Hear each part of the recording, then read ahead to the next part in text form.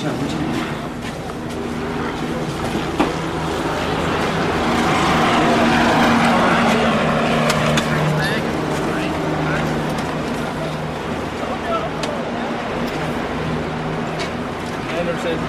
time up. Man said to time up first.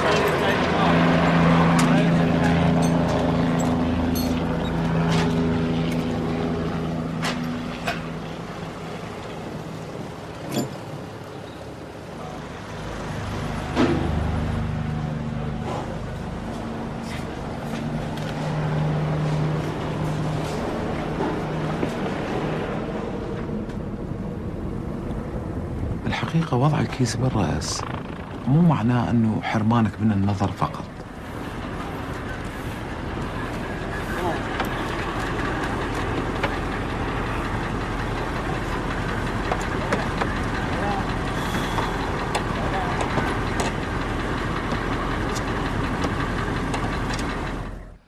ما تعرف يعني يضغط على هذا الكيس وضعه بالرأس.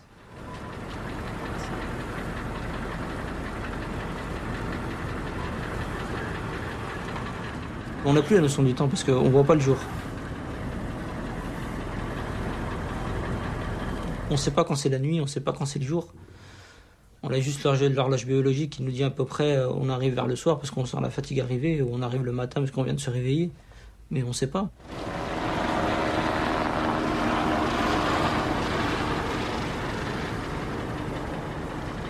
Una semana estuve encapuchado. Una semana.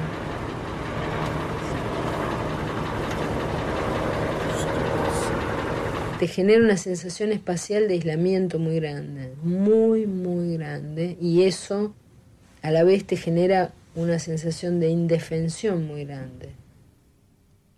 الدقيقة والكيس في رأس الإنسان كأنها عام.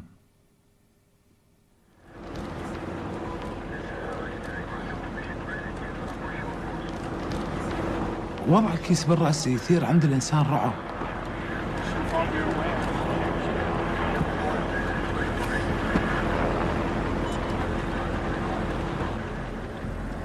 الكيس كان نوع من أشد أنواع العذاب.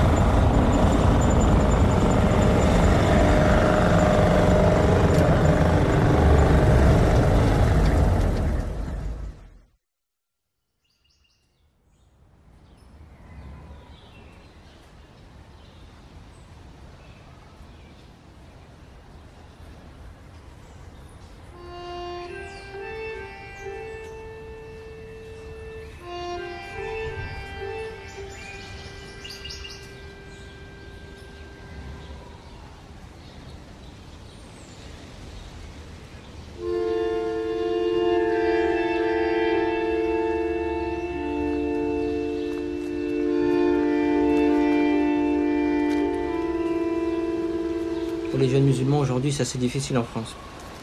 Parce que l'islam, c'est quelque chose qui fait peur. Donc quand on commence à beaucoup pratiquer, les Français s'inquiètent en pensant que ça peut être un danger.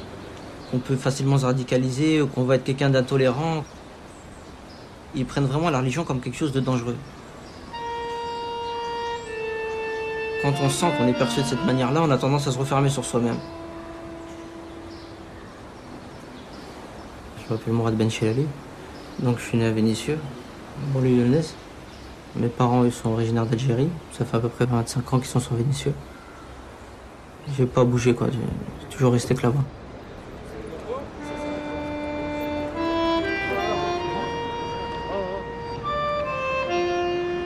À peu près début 2001, j'ai mon grand frère qui lui avait été en Afghanistan. Il me parlait notamment des talibans en me disant que ce qu'on disait sur les talibans que c'était faux, que c'était pas ce qu'on disait dans les journaux, etc. Enfin, il me parlait quand même quand bien quoi. Et il me proposait d'y aller. Donc il me disait que c'était une bonne expérience, que ce serait une occasion, que c'était...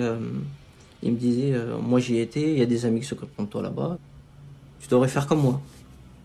Donc moi j'hésitais encore un peu, et puis il me disait, il y a un jeune du quartier qui t'accompagnerait, est-ce que tu serais d'accord? Donc je lui dis d'accord. Il m'a dit, un jeune de la bande, un jeune de la cité qui viendra avec toi, il s'appelle Nizar, machin, il est gentil, etc. Donc je lui dis d'accord.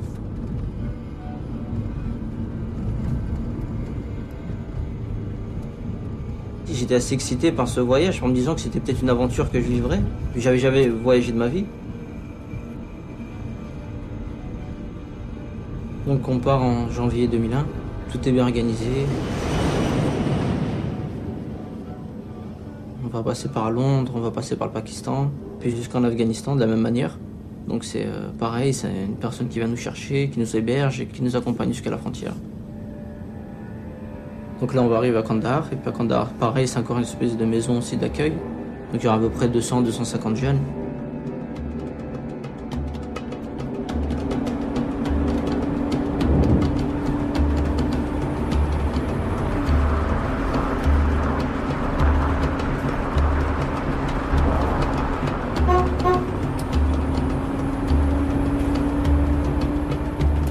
Le lendemain matin, donc il y a un bus qui venait chercher les jeunes qui étaient dans la maison, par groupe.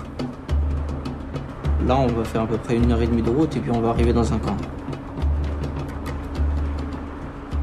En fait, on comprendra que c'était un camp, finalement, que c'était un camp d'entraînement. Un camp d'entraînement, c'est-à-dire des entraînements militaires. Donc, bien sûr, quand on est arrivé, on était un peu surpris parce que c'était pas la chose dans laquelle on voulait se retrouver. On n'était pas parti pour ça.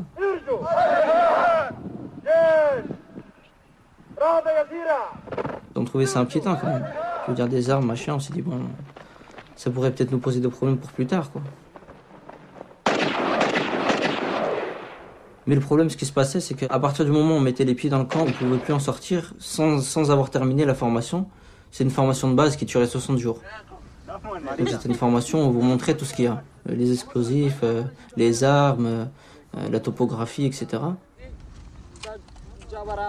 Il faisait chaud, 50 degrés, on mangeait pas beaucoup, on dormait peu, conditions très, très difficiles.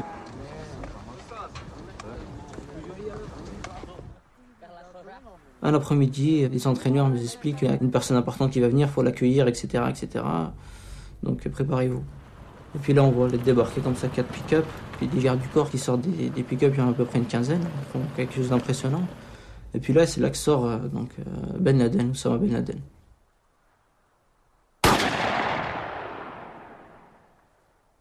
Donc il a été dans la mosquée, il a été faire son discours. Moi j'ai pas été parce que je comprenais pas l'arabe, donc je me suis dit c'est pas la peine d'y aller, de l'écouter, parce que de toute manière je vais rien comprendre. Donc il a fait son discours et puis il est ressorti. Puis tous les jeunes allaient le voir et puis lui serrer la main, etc.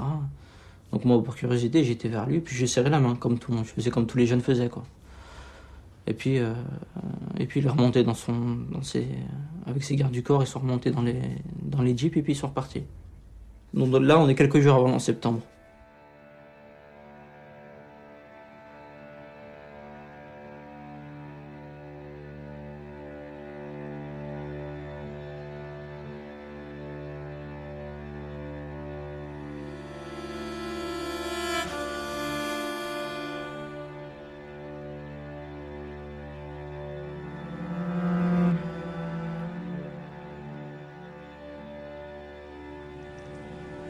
On September the 11th, enemies of freedom committed an act of war against our country. Each of us will remember what happened that day and to whom it happened.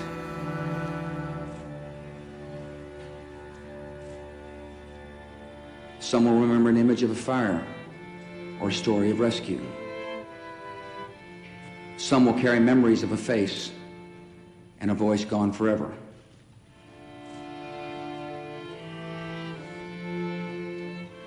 Our grief is turned to anger, and anger to resolution.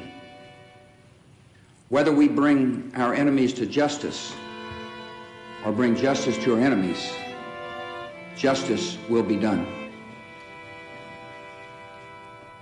We will starve terrorists of funding, turn them one against another, drive them from place to place, until there is no refuge or no rest.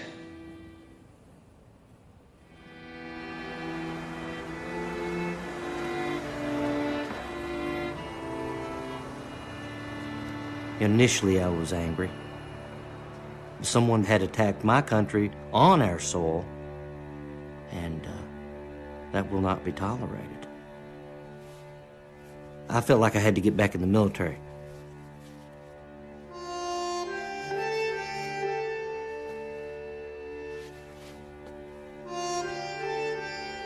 My name is Sean D. Baker Sr., retired United States Army.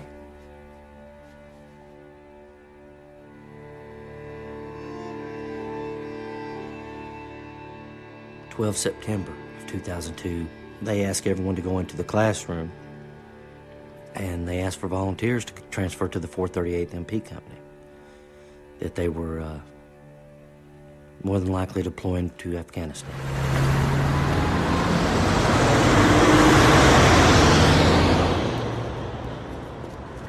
L'Afghanistan, c'est un pays en état d'alerte. Les Américains vont peut-être qu'en représailles se mettre à bombarder le pays, donc c'est pas le moment de bouger. On va voir comment on va faire et puis on va tous partir en même temps. Puis début octobre, c'est le premier bombardement.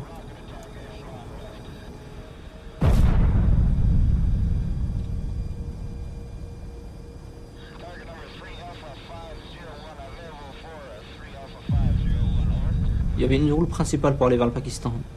L'exode, elle était tellement grand que la route, elle était presque bouchée, quoi. Donc on s'est dit, non, on va passer par les montagnes. On va commencer cette marche, on va être beaucoup, des milliers, quoi. Ça va durer des mois. Puis on peut se retrouver peut-être à 300, 400.